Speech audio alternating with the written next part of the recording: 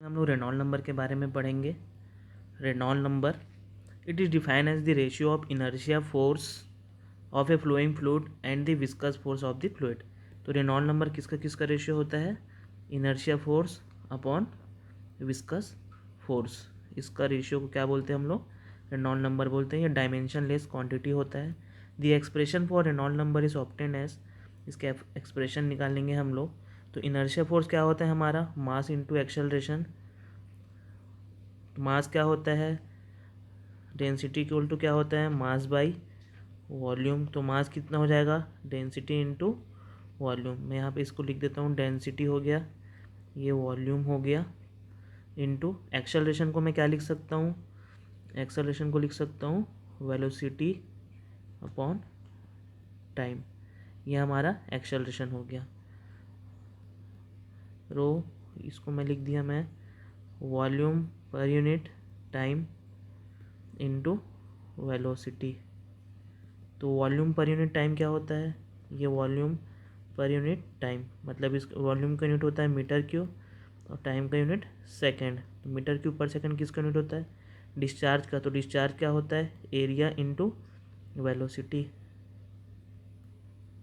तो मैं यहाँ पे लिख सकता हूँ density into area into velocity into velocity. तो मेरे पास क्या आता है? रो ए इंटू वी का स्क्वायर। तो ये मेरा क्या हो गया? इनर्शिया फोर्स हो गया। इसके बाद हम विस्कस फोर्स निकालते हैं। विस्कस फोर्स क्या होता है? Shear stress into area. ये हो जाएगा tau into area. Newton's law of viscosity में हमने पढ़ा था, शियर स्ट्रेस क्या होता है? Mu del u by del y. Newton's law of viscosity में हमने शियर स्ट्रेस का वैल्यू पढ़ा था। इसको यहाँ पे पुट कर देते हैं। ये हो जाएगा mu del u upon del y into area. तो यहाँ पे वेलोसिटी हमारा है v और डिस्टेंस कितना है? l into area. तो ये हो गया mu V A upon length. By definition Reynold number कितना होगा? Inertia force upon viscous force. दोनों का वैल्यू को पुट कर देते हैं। तो ये आएगा rho A V square. Viscous force आएगा हमारा mu velocity upon length into area.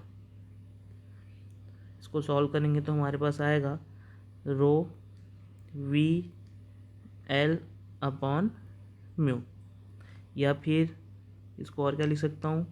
We L upon mu upon rho. तो ये क्या होता है? Kinematic viscosity. Ratio of mu viscosity upon density क्या होता है हमारा? काइनेमेटिक विस्कोसिटी होता है। तो इसको क्या लिख सकता हूँ? V L upon new. तो हमारे पास एक्सप्रेशन क्या आता है रेनॉल्ड नंबर का? हमारे पास एक्सप्रेशन आ रहा है रो वी एल अपॉन म्यू और वी एल अपॉन न्यू। ये हमारा डायनेमिक विस्कोसिटी है, ये हमारा काइनेमेटिक विस्कोसिटी है। एल क्या है हमारा? लीनियर डायमेंशन है यहाँ पे। लेंथ वी वेलोसिटी है और वो डेंसिटी है। अब अगर हम पाइप फ्लो को देखते हैं, इन केस ऑफ पाइप फ्लो, ये हमारा रेनॉल्ड नंबर का फॉर्मूला हो गया जो हमको निकालना था। In case of pipe flow the linear dimension L is taken as diameter D. Pipe flow के लिए जो लेंथ का वैल्यू वो किसके इक्वल होता है? डायमीटर ऑफ पाइप के। तो रेनॉल्ड नंबर कितना हो जाएगा? रो वी डी अपॉन म्यू और वी डी अपॉन न्यू। ये हमारा और पाइप फ्लो के लिए इतना हो जाएगा। ये हमारा पाइप फ्लो के लिए रेनॉल्ड नंबर का वैल्यू है। रो क्या है? डेंसिटी ऑफ फ्लूइड है। वी वेलोसिटी ऑफ फ्लूइड है। डी डायमीटर ऑफ पाइप है। आर ई रेनॉल्ड नंबर है। और ये डायनेमिक विस्कोसिटी म्यू का वैल्यू क्या है? डायनेमिक विस्कोसिटी ऑफ फ्लूइड है। ये हमारे पाइप फ्लो के लिए है। अब पाइप फ्लो के लिए हम कैसे डिसाइड करेंगे कि लेमिनार फ्लो है कि टर्बुलेंट फ्लो है? तो अगर हमारा रेनॉल्ड नंबर 2000 से कम है, 2000 से कम है, तो फ्लो क्या रहेगा? लेमिनार फ्लो रहेगा।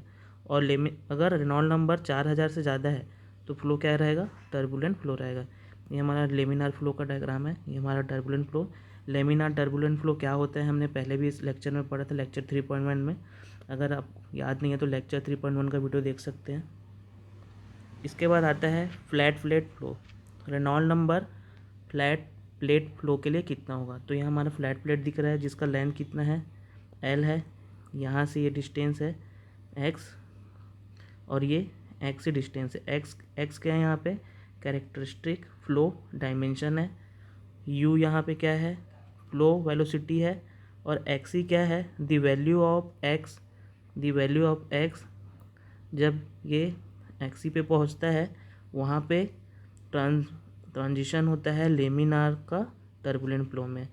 इस पॉइंट पे जब ये x इक्वल टू एक्स ही हो जाता है तो जो लेमिनार फ्लो है वो टर्बुलेंट फ्लो में चेंज होता है। इसको क्या बोलते हैं?